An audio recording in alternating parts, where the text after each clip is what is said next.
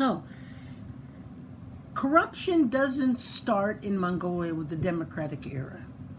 And it doesn't start with the entrance of mining companies into Mongolia.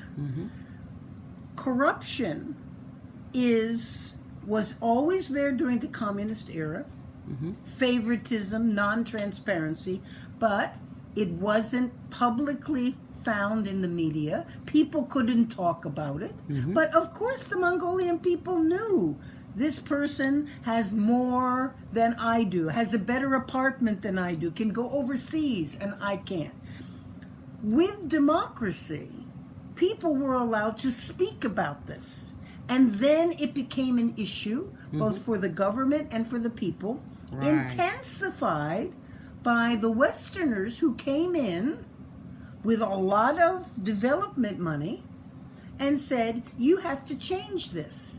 But the development money that came in the 1990s, before there were mineral investments, brought in so much money, brought in $1 billion in the decade of the 1990s without safety mechanisms to see accountability for these funds, so that the foreign donor community actually started the corruption era in a serious way in Mongolia during the democratic era. Now, if you are Rio Tinto today, working with Oyo Togoi, you don't know anything about that.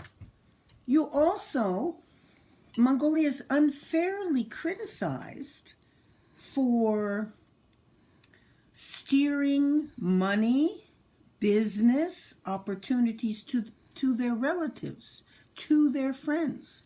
This is a small country. There are very few people, especially at the beginning of the democratic era, who had any knowledge of Western banking, who could even speak English or French.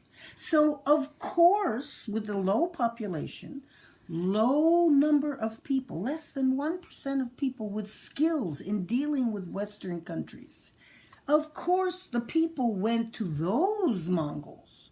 Who were they? They were the people who came from the Politburo.